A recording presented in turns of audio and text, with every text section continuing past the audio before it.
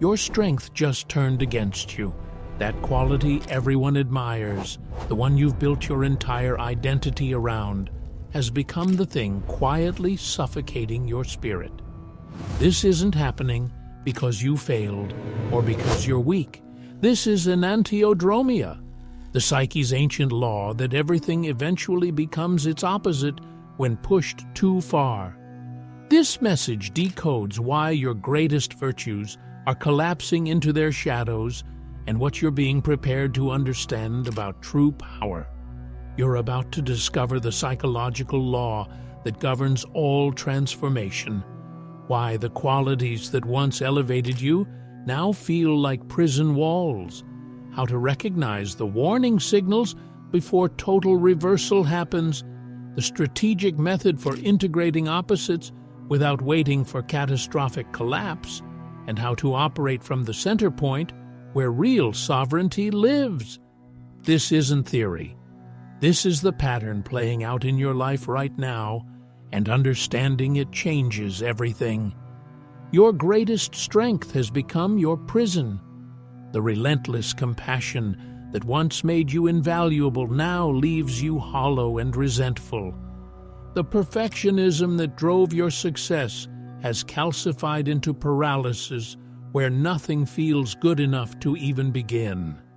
The strength that protected you through impossible circumstances now prevents the vulnerability that would actually connect you to others. You're watching the very qualities that defined your value transform into the source of your suffering, and the confusion is devastating because nobody prepared you for this.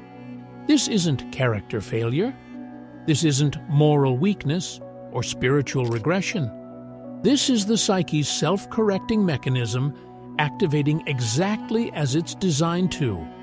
When any trait becomes overextended, pushed beyond its natural threshold through trauma response or external validation or sheer survival necessity, your internal system initiates a reversal. What once served you calcifies into a cage, and the psyche begins the process of breaking it down. You're not losing yourself. You're being forced into a larger version of who you were, always meant to become. The pattern is precise. That signature quality you've relied on for years suddenly requires immense force to maintain when it used to flow naturally. The exhaustion hits different now. Not the tiredness of effort, but the depletion of moving against your own nature. Others still praise you for the very trait that's suffocating you, which makes the isolation more acute because their validation reinforces the prison. You're trapped between who you've been and who you're becoming, and the threshold between these identities feels like annihilation. Every virtue in existence contains its shadow twin. This is the law of psychological reversal, and it operates whether you're conscious of it or not. Compassion taken to its extreme becomes self-abandonment. Strength becomes rigidity that shatters under pressure. Independence becomes isolation that prevents genuine intimacy. Discipline becomes tyranny that destroys spontaneity and joy. The psyche doesn't allow permanent residence at any extreme. When you push a quality past its natural balance point, Enantiodromia begins, the automatic conversion of that quality into its opposite. This isn't punishment being delivered by the universe for being too good at something. This is recalibration. Your internal system is designed to maintain equilibrium, and when one side of any polarity becomes dangerously overweighted, the mechanism forces correction. The psyche collapses the overextended pattern, creating what feels like chaos and failure, but is actually the restoration of energetic balance. The temporary destruction serves evolution, not degradation. Understanding this law changes how you interpret your current experience. That compassion fatigue isn't evidence you were never truly empathetic. That perfectionism paralysis isn't proof you've lost your edge. That strength cracking into unexpected vulnerability isn't weakness emerging.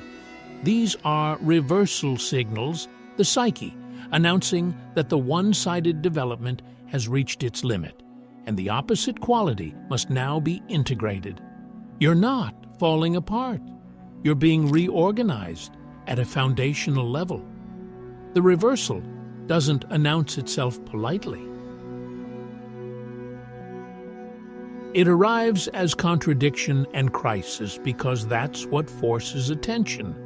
You built an identity around being the reliable one, and suddenly you're canceling commitments and disappointing people. You prided yourself on emotional resilience, and now you're crying at minor frustrations.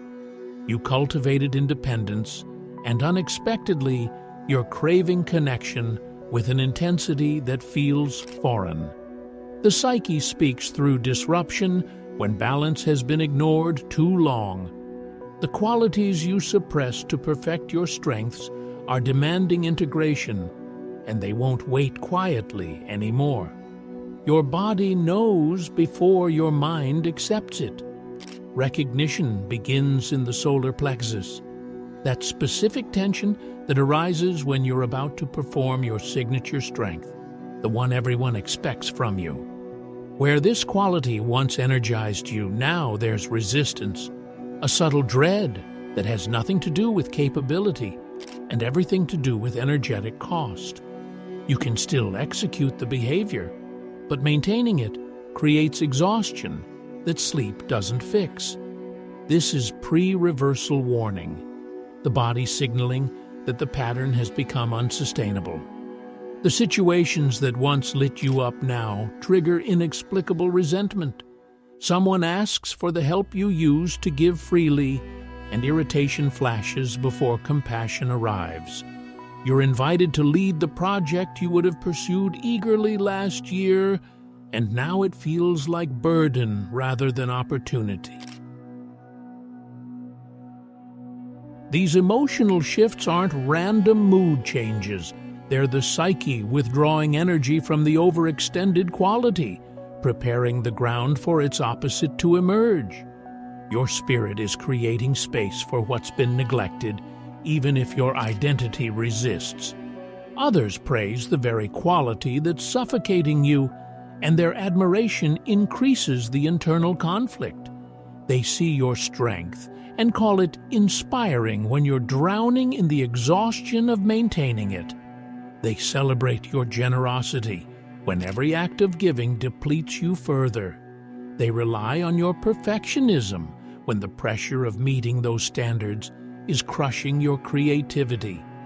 The external validation reinforces the pattern your psyche is trying to collapse, creating a split between who you're perceived to be and who you're actually becoming. If these signals are hitting your spirit, it's not by accident. Stay with this until the end. The strategy isn't fighting the reversal. The strategy is conscious integration before the psyche forces it catastrophically. This is where most people fail.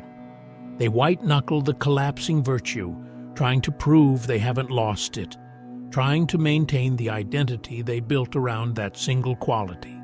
But resistance to Enantiodromia only accelerates and intensifies the reversal. The psyche will have its balance, whether you participate consciously or get dragged through it unconsciously.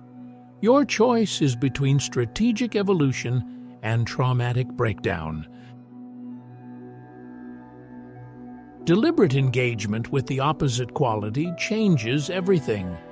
If strength has dominated your expression, you practice strategic vulnerability, not as weakness, but as expansion. You share the struggle you've been hiding. You ask for help with something you could technically handle alone. You let someone see you in a state that isn't controlled and composed.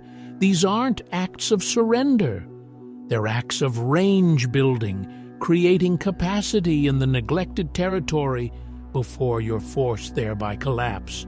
If giving has become compulsive, or you can't stop yourself from offering support even when you're depleted, you experiment with sovereign refusal. You say no to a request you could fulfill. You let someone experience the natural consequences of their choices instead of rescuing them. You redirect resources toward your own restoration. This feels violent at first because the identity constructed around giving interprets boundary setting as selfishness. But the psyche doesn't recognize selfishness and generosity as moral categories. It recognizes balance and imbalance. You're not becoming selfish, you're becoming whole. If perfectionism has created paralysis where nothing meets your standards, you deliberately produce something imperfect. You share the rough draft. You complete the project at 80% instead of holding it hostage for the impossible 100. You let your work be good enough rather than flawless.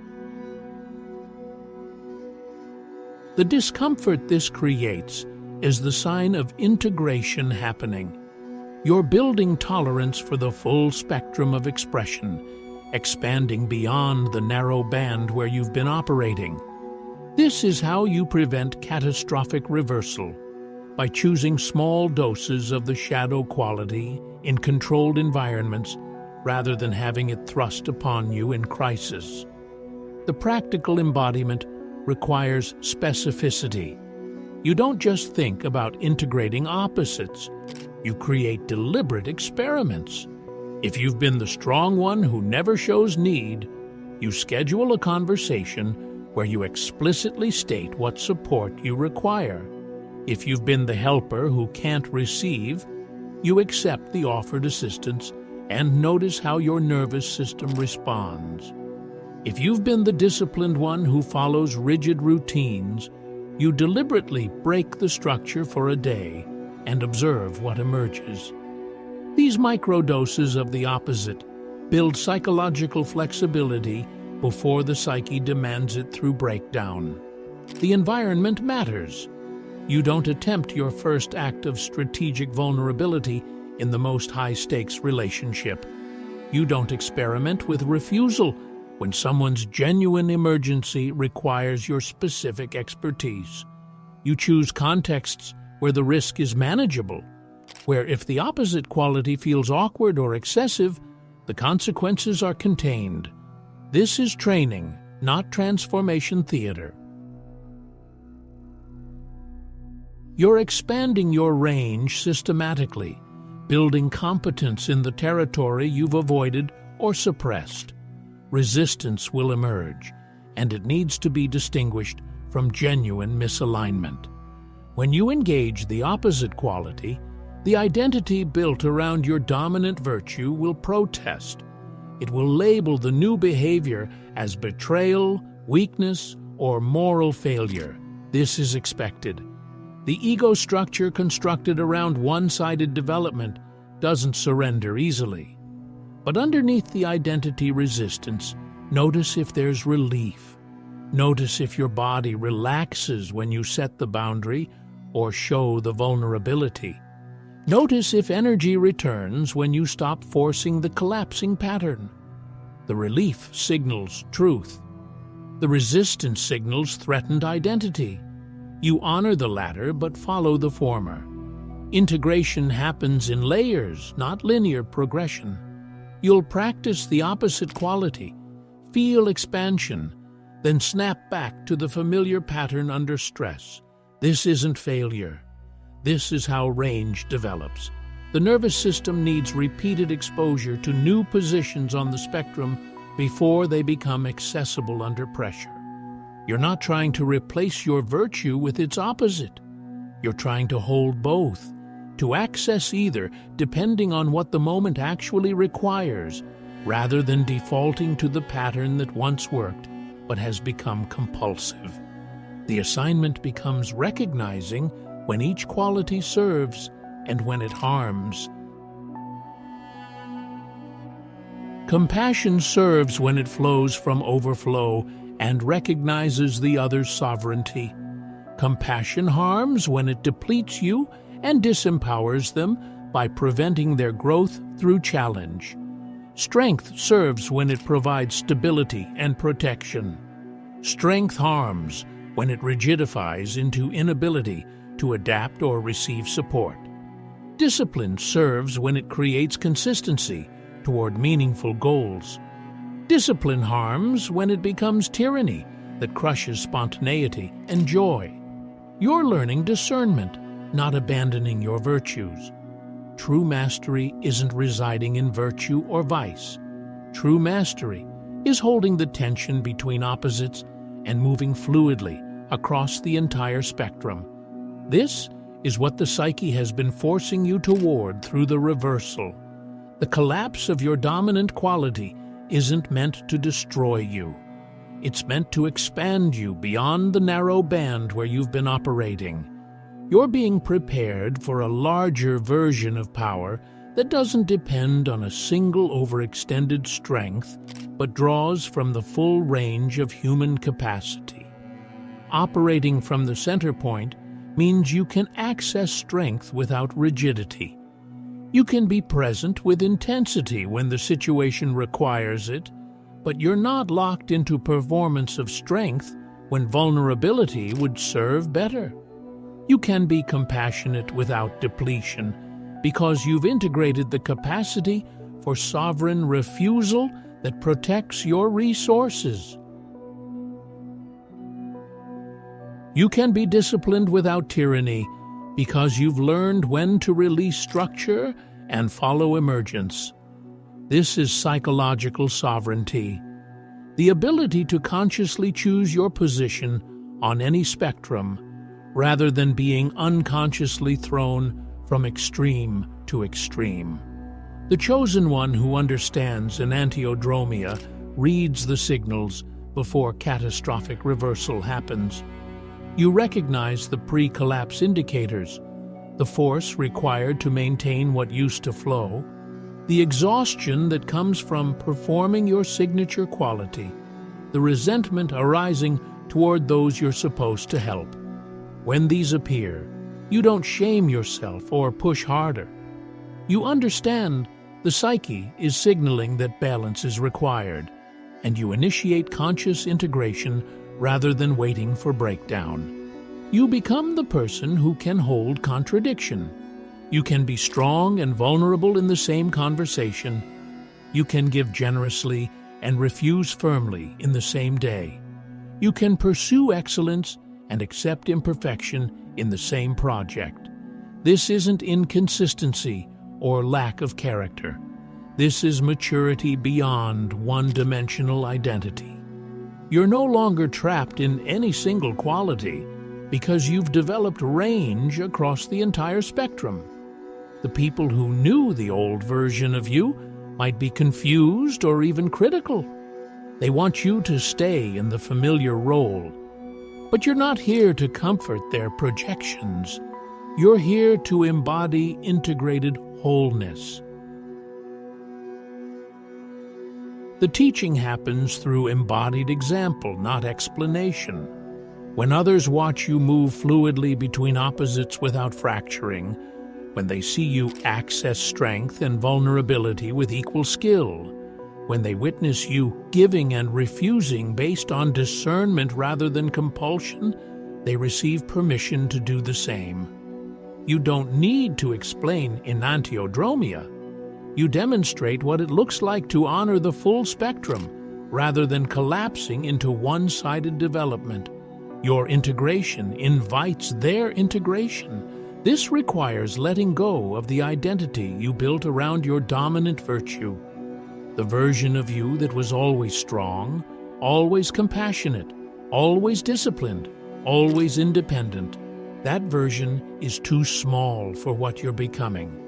The death of that identity feels like death of self, and the grief is real. You're mourning the person you thought you were, the person others needed you to be. But on the other side of that mourning is the person who isn't defined by a single quality, who can't be reduced to one predictable pattern, who has authority precisely because they've integrated the full range. The reversal you've been experiencing isn't random suffering. It's targeted evolution. Your psyche identified the quality that became overextended and initiated collapse to force expansion. The chaos you've been living through is the dismantling of one-dimensional identity so that integrated identity can emerge. You're not losing your strengths. You're being forced to develop their opposites so you can operate from wholeness rather than fragmentation. The suffering was necessary because unconscious, one-sided development doesn't surrender voluntarily. It requires crisis to crack the pattern. Every quality you suppress to perfect your dominant virtue has been waiting in shadow. Your strength required suppression of vulnerability. So vulnerability returns through overwhelm and unexpected breakdown. Your compassion required suppression of boundaries, so boundaries return through resentment and exhaustion. Your independence required suppression of connection, so connection returns through lonely desperation. The psyche doesn't let anything stay buried permanently. Enantiodromia ensures that what you refuse to integrate consciously will eventually be forced into consciousness through its opposite. The liberation is understanding that you were never supposed to master a single virtue. You were supposed to develop capacity across the entire spectrum. The cultural narrative that elevates consistency and predictability is a trap that creates one-dimensional humans who eventually crack under the pressure of their own success. You're being called to something older and truer, the path of the integrated human who can access any quality the moment requires without being possessed by any single one. This is the frequency of the chosen one who has moved through Enantiodromia consciously. You no longer identify as the strong one, or the compassionate one, or the disciplined one. You identify as the one who holds all qualities and deploys them with discernment. Your power comes from range, not rigidity. Your authority comes from integration, not perfection. You're no longer thrown by the reversal patterns because you understand their features of the psyche, not failures of character. You read the signals, initiate conscious integration, and expand your capacity before collapse forces it. The people still operating from one-sided development will feel threatened by your fluidity. They need you to stay in the predictable role because your expansion challenges their limitation. They'll label your vulnerability as weakness when you've been strong. They'll call your boundaries selfish when you've been generous. They'll criticize your imperfection when you've been disciplined.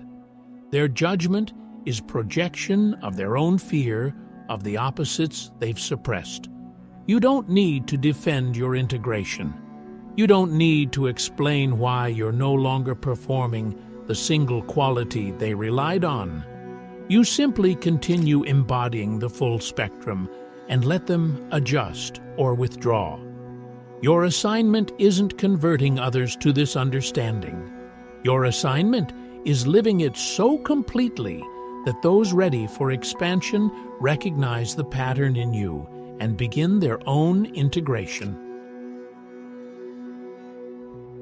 You become the proof that humans aren't meant to be consistent across all contexts, that virtue becomes vice when overextended, that the psyche's demand for balance is wisdom, not weakness. Your life becomes the transmission, demonstrating what psychological sovereignty actually looks like in embodied practice. The recent past makes new sense through this framework. The confusion and crisis you've been experiencing wasn't evidence of failure. It was the psyche initiating necessary correction. The collapse of your dominant quality wasn't punishment for being too good at something. It was recalibration forcing you toward wholeness. The emergence of qualities you thought you'd outgrown or overcome wasn't regression. It was integration of what you'd suppressed. You weren't falling apart. You were being reorganized at a foundational level to operate from a larger version of power. You're no longer thrown by these patterns. You read them and move with purpose. When you notice a quality requiring force instead of flow, you recognize pre-reversal and initiate conscious integration.